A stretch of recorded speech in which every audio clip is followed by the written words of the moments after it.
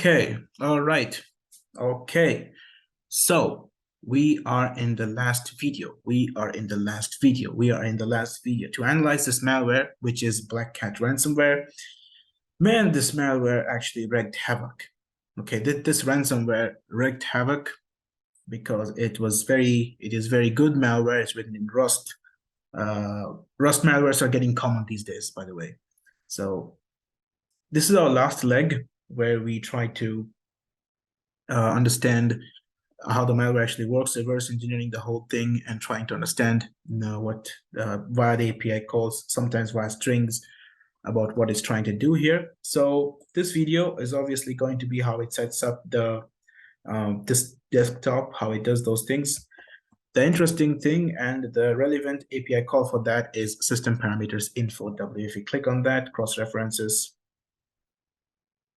we can see that 0x14u first argument is 0x14. Now 0x14 first argument means that you can change set wallpaper or something like that. But yeah, the first argument essentially means that you're setting the wallpaper up for that. And as you can see here, locker core Windows, desktop note. So note means that we have here as the threat note, basically the threat note. Okay. And it's interesting because this is how it's using it, the API call, to set up change the wallpaper stuff and those things in here. And yeah, I mean, that's it. The malware's work is finished here right now. It changes the wallpaper and then boom, it's done. Now it's up to the user to go to the onion link or maybe look for something else or so on. But that's how it's trying to do it to the whole thing. It's interesting to know this date, time, high data time. I've tried to look into these things, but didn't find much information. However, might be something else. I don't really understand it. But yeah, if you're changing the system parameters in here, you're changing the wallpaper like this one. So it's pretty interesting how it does that. So this is how it's changing the wallpaper. So another thing that I would want to show you after this wallpaper is changed. But yeah, this is actually where the malware's work is finished, and your day is ruined because your PC has just been infected. Hold on a second. Yeah. So the next thing which I'm going to try to talk about is some addition of registry keys that we find here. Now, why do I say that? It's clear that is query value ex open key, adding something to the registry, it seems. Let's go. So we're going to go here and click on this thing and cross-reference it as we have done. All right, so we see that there is H key DW bytes. It's querying some value.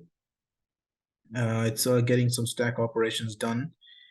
And if we go to reg open key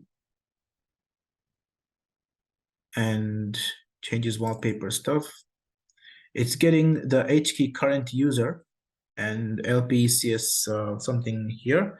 If you look at it's got LP sub key UI options and SAM desired. So it's opening a registry key here. The thing is that it actually saves a registry key in here. So if I search for, if I search for a text, or let's do it in Ghidra. Ghidra is very good. So reg add, reg add, there we have it. So it's adding this registry key, which is local machine system, current control, set services, landman server, parameters, max, MP, XCT, dword, F, enum services. Okay. So something to do with registry. Issues this direct command, like as we have seen in WMIC2. And another very interesting thing is the use of fsutil. So fsutil It's doing something with symlink, with symbolic links in here. Now, I have actually researched on this, trying to search for Google about why is it using fsutil. So it's like it's using, it's just issuing direct commands like vss admin, wmic, registry add, reg add, and now it's using fsutil. So fsutil, it's let me go in Kedra here so you can understand. If I do fsutil, okay, searching. Binary is very big, might take some time. Kedra took a lot of time to load this binary up. I think we found it. Okay, so fsutil, it sets symlink evaluation R2L10. Now, essentially, this means that let me just get to my notes here so I can give you the correct one. It's a behavior setting being modified. R2L represents reports point to link evaluation, and one is the value being assigned to it. Now, fsutil basically, with layman terms, is that if you create a shortcut, you click that shortcut, it points directly to the application, right? That is what symbolic link is, by the way. So I would say that this thing, maybe when you click on the like a shortcut there, it might not just open, so the links are broken, but it does not necessarily mean like that. So it can be, of course, but it does not mean necessarily like that. But it forces us to think, because since this is used by a malware, by a very malicious program, and it's being issued a direct command to our system, so forces us to think that this is what might it kind of it wants us to do. Maybe it's messing around with the environments. I mean, already we got a call with the get environment variable, get strings, and all of these things. So we're messing with our environment variables too, as is being very prominent and is being proved by the Windows API calls used in here. So that's it about our reverse engineering process in this malware. It was very interesting to look at this stuff. And the next thing to just finish this off, is to look at the cargo package manager, which this malware uses, because I'd like to see what exactly this malware is kind of like to do. So if we grep for cargo, I don't know why it's acting like that. If I'm typing this thing wrong, oh shoot. All right, so we got lots of Rust packages that has been used in this malware. Obviously, it has many big functionality. We can see something from here, and obviously we saw in the earlier way that we have psexec as a Rust binary in here. We also have some things in like if we go here, we see that it has where is it? I am lost. But yeah, it has very interesting Rust binaries imports in here. So it's my opinion is that, well, since we are actually using Windows API calls to determine or to point to exactly the function which does a malicious job, why is it using, like suppose it's using a TL help snapshot, why it's using TL snapshot? That might be the case. It's stopping the services and embedding everything.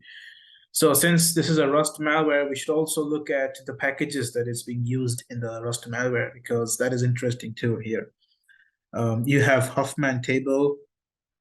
You have this, like we've seen, RNG. RNG is, obviously, we know what RNG is, random number generator. Then we have threads. We have, let me just look for very interesting Rust binaries. So just looking at big stuff like this. We have ssc2.rs. I will see it here.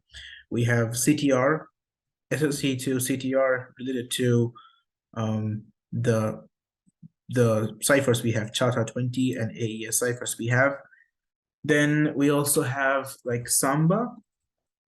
Yeah, we also have Samba.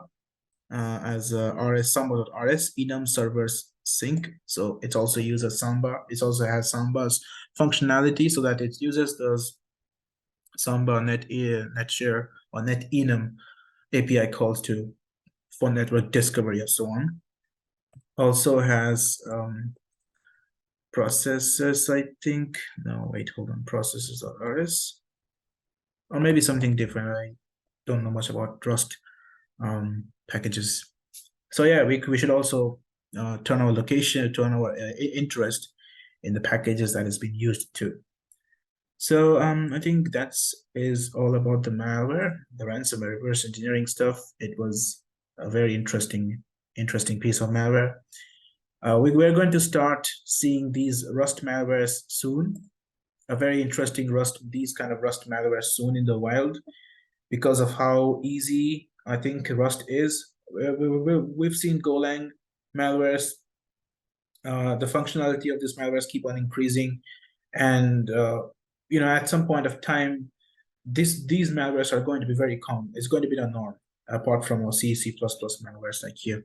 So we're going to see more of this stuff, and we better actually prepare ourselves for this. Talking about Yara rules, there are lots of Yara rules out there in the open, so I won't talk about that. My goal was just to reverse engineer this malware to know what's actually going on inside and how is it doing all of this stuff in here. And yeah, I think I've done that pretty well. So yeah, again, thanks for watching, and I hope you like this whole series. And as always, stay safe out there.